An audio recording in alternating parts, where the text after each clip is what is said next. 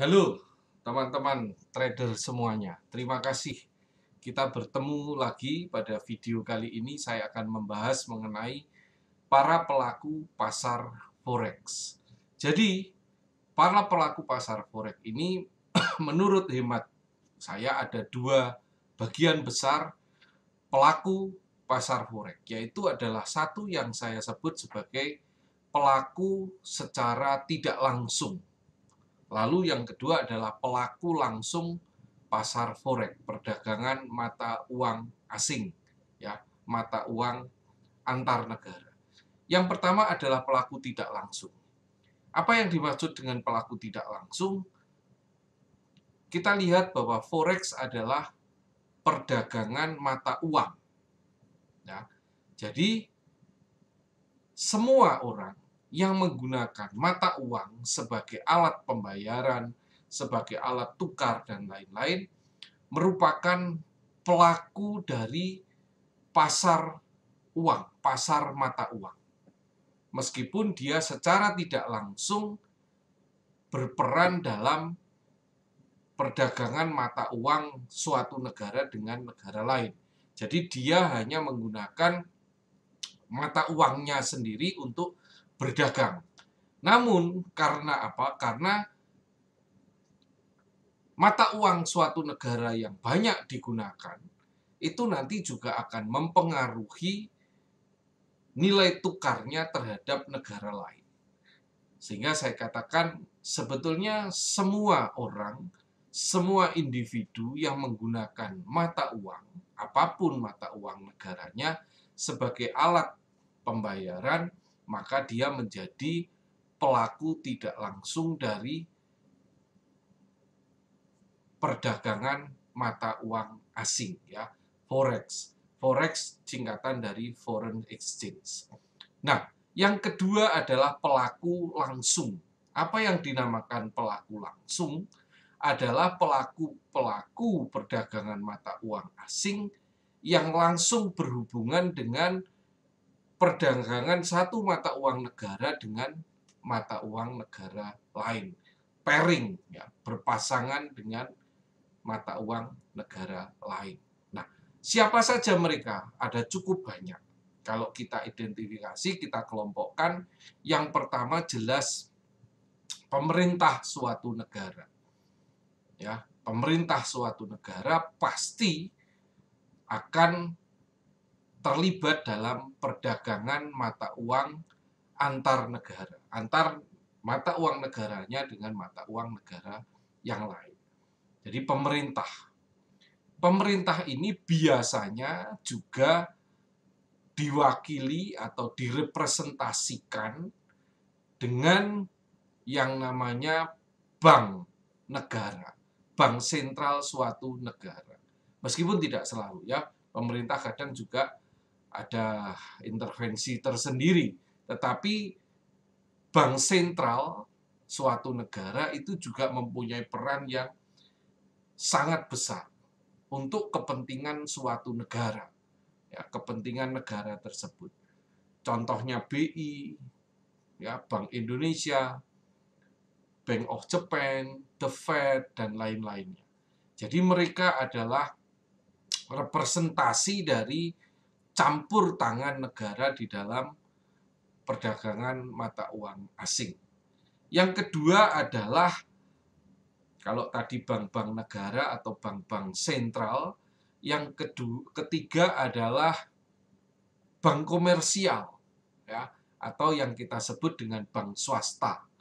Juga sama, mereka terlibat dalam perdagangan mata uang antar negara. Lalu setelah itu ada lagi pelaku yang namanya investment fund, atau kadang juga disebut institutional investor. Jadi ini adalah mereka yang merupakan pengelola-pengelola investasi.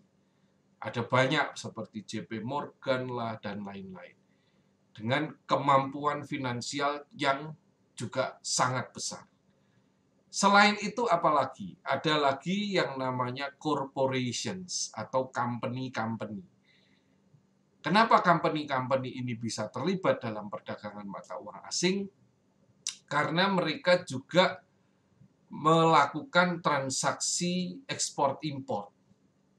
Jadi misalkan perusahaan A di Indonesia melakukan pembelian bahan baku dari satu negara lain, maka otomatis dia harus membayar bisa jadi membayar dalam mata uang asing, ya, atau dalam mata uang yang disepakati, seperti misalkan dengan US dollar atau yang lainnya. Jadi perusahaan-perusahaan ekspor impor, yang ekspor juga sama, ya, mengirim barang ke luar negeri ketika mereka dibayar juga dengan bisa jadi kesepakatannya pembayarannya dalam mata uang asing. Tidak harus dalam mata uang negara tersebut. Ya, jadi perusahaan-perusahaan ini yang melakukan ekspor impor juga secara langsung terlibat dalam perdagangan mata uang asing. Yang lain lagi apa? Traders seperti kita, ya, individual. Tetapi kita sebetulnya tidak melakukan secara langsung, melainkan kita melalui yang namanya broker, ya, melalui broker-broker yang menjadi partner kita dalam melakukan trading mata uang asing. Jadi itu adalah pelaku-pelaku utama dari trading mata uang asing atau trading forex. Nah, kita sebagai trader perlu memahami ini. Mengapa? Karena setidaknya kita harus tahu bagaimana para pelaku pasar ini saling berhubungan, ya, saling berhubungan. Bagaimana? Kenapa ini penting? Karena ini berbeda dengan kalau kita trading saham dan lain-lain, ya. Kalau kita trading saham misalkan ada semacam sentralnya, ada semacam kantor pusatnya. Kita trading saham lokal misalkan, trading saham Bank Mandiri misalkan, ada kantor pusat perdagangan saham Indonesia yaitu Bursa Efek Indonesia.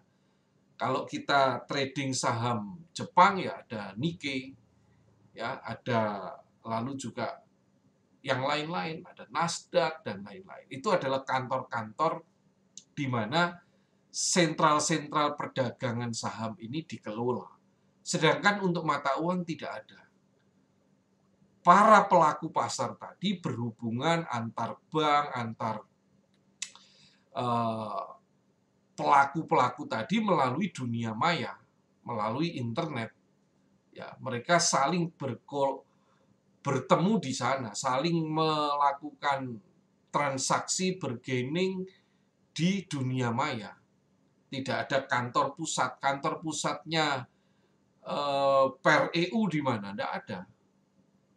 Ya, jadi mereka saling berhubungan di dunia maya. Karena itu pula jam trading forex tidak mengikuti jam trading masing-masing, jam kerja masing-masing negara, melainkan ya 24 jam dalam sehari.